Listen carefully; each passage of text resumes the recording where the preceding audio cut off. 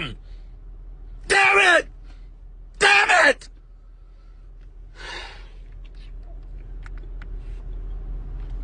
Typical Knicks, man. I knew it. They'd get close. They'd tease us. And then they wouldn't get it done. Oh! Oh! Oh!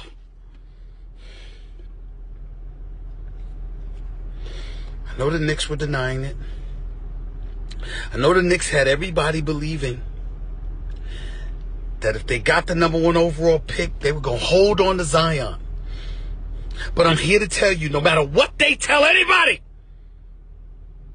they were thinking about moving that pick for Anthony Davis. They were at least thinking about it. Now New Orleans gets the first damn pick, and then they got both guys. What do the Knicks have? What do the Knicks have? Okay. I have so many questions. Stephen A. will be here in our next hour as usual. The first question I'll have is, where was he when he shot that? And did they not have lights? Did they not have lights? But somehow I think it was even more effective that way. I think that should be up for an Oscar, an Emmy, a Tony. It should win an EGOT just for that video alone. Now, having said that, he's just talking about this as though it was a disastrous night for the Knicks. But you guys do not think that. No, Explain Knicks fans should be excited this morning. I promise you, Knicks fans, be excited. Here's why. R.J. Barrett was the guy a year ago this time that we all thought was a lock to be the #1 overall pick. Yes. He's the first player since LeBron James to sweep every National High School Player of the Year honor. He went and put in numbers that we haven't seen in 25 years at Duke as a freshman. When you look at his points, his rebounds, and his assists total, he is going to be an all-star. At worst case scenario, you're drafting an all-star. Yeah. And to Stephen A's point, like they were going to move the pick to get Anthony Davis. You still can do that. Yeah. You still have the opportunity to do that. You couple that with the Mavericks pick, maybe move a Kevin Knox, and all of a sudden you put him involved in this trade and you get R.J. Barrett.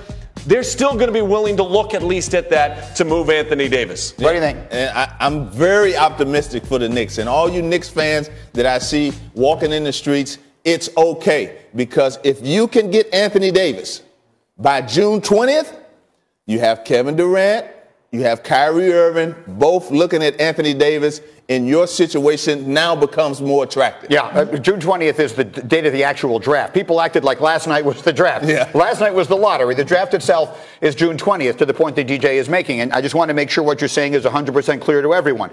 If they are able to make a deal for Anthony Davis, they would have to do it before the draft, obviously, or at that time. And then he's sitting there. That could impact, you're saying, KD's decision, Kyrie's decision, et cetera. I mean, you're going to have the gamut of free agents that are sitting out there 11 days from the 20th, and they're saying, oh, I could team up with Anthony Davis, a top 5 player in the NBA. I'm going to try it. And that put the Knicks right back in contention. Okay, but to even be to your point, though, on playing with Anthony Davis, which is 100% correct, I think the lure of playing with an R.J. Barrett is also there, too. A complimentary young player to what could be 2 max contracts coming in with a skilled wing, I think is also appealing, because at that point in time, if you're not making a trade, you still have Knox.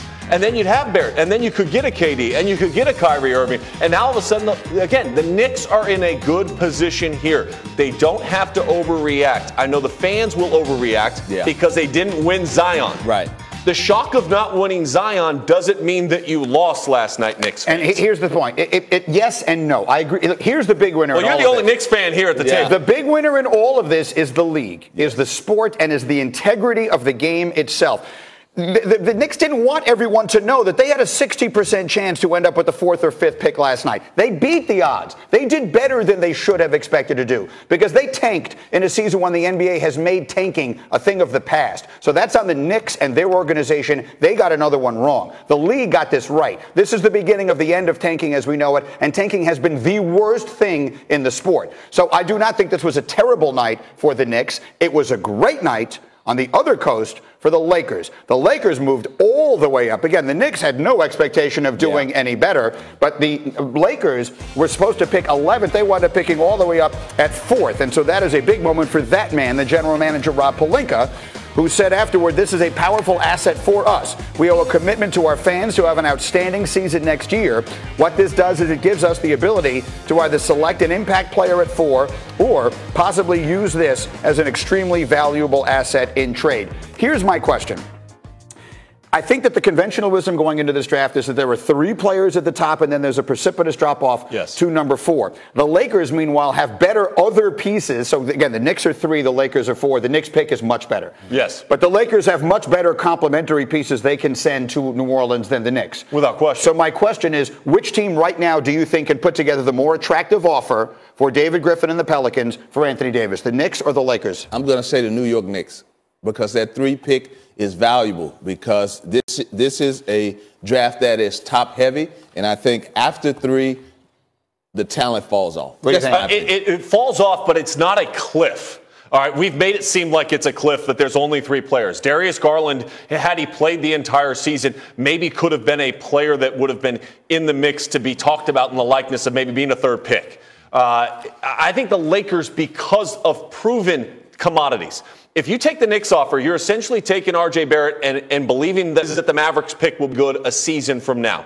If you take what the Lakers have to offer, you know what you're going to be able to get at 4, and you also have seen what you could get from a Kyle Kuzma, or you can get from a Brandon Ingram to complement what you're going to get out of Zion Williamson. So these could be the things that are being weighed as we go forward. As I said right off the top, the ping pong balls of life can bounce in funny ways, and the ramifications of last night will be felt for a very long time. We're talking about it all morning long. And oh, by the way, they played game 1 of the Western Conference Finals last night, game of the night in Oakland. And it's a road game for Damian Lillard, but he's an Oakland kid, and so he was feeling at home wearing the A's custom jersey. But it's Steph Curry, who was channeling early in Oakland an entirely different sport. Watch him here. Look at this pass. Sean, does he think he's Derek Carr? No, he thinks he's better than Derek Carr. Derek Carr can't make that pass. Oh, wow. Shots fired. Not nice.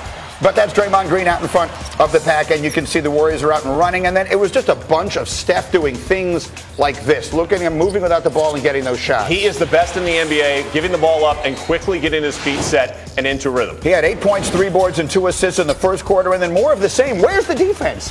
Look, I get more respect at the 92nd Street Y than Steph got last night. If you watch the way they covered him in the on-ball screen situation, you've got to be at least able to show. Don't tell me that Cantor doesn't want to come out. Who is he guarding in the paint? Who are they fearing rolling to the basket? 19 points in the first half. For Steph, the Warriors were up by 9. More from Steph in the third quarter. Again, Steph Curry, from the moment Kevin Durant went out, call it a coincidence, call it a circumstance, whatever it is, he's been Steph again.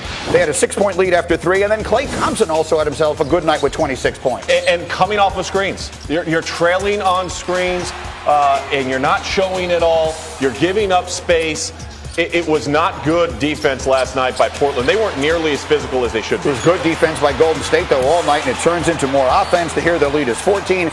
And just for good measure, let's show you one more Steph Curry 3, because he hit 9 of them in the game last night. 36 points for Steph Curry in a workmanlike effort for the Warriors. They take game 1, 116-94.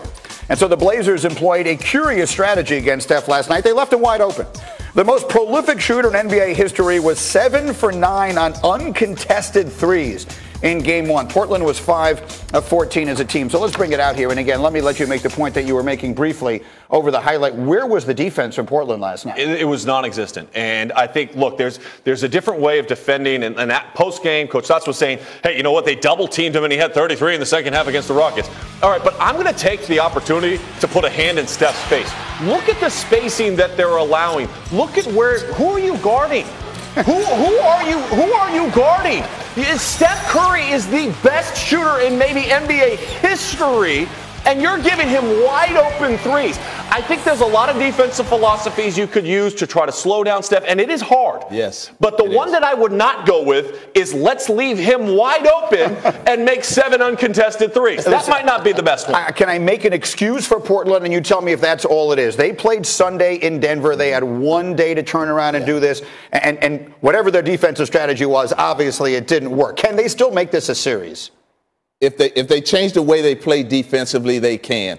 Coming off an emotional Game 7 in Denver, almost 48 hours before this game started, they're going to have to put pressure on Klay Thompson and Steph Curry in the pick and rolls. And when they're coming off pin downs, they're going to have to switch out, because that's something that we employed in 2016 when we beat the Warriors in the NBA Finals. The last time they've lost a series is that we did a lot of switching. We were physical on screens, pick and rolls, and that's why we were able to win. And Portland has to be able to do that to have a chance to win a game in this series. Yeah, so Golden State off to what felt like a commanding 1-0 lead off of last night. You want to give Portland a break again. They had the quick turnaround. We have more on that, including a question you would never imagine asking about Golden State.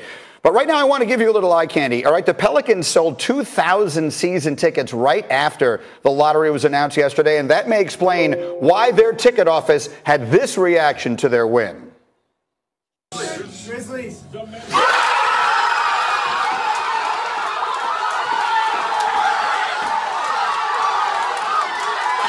Everybody, our jobs are safe. Boy, we about to get a hell of a commission.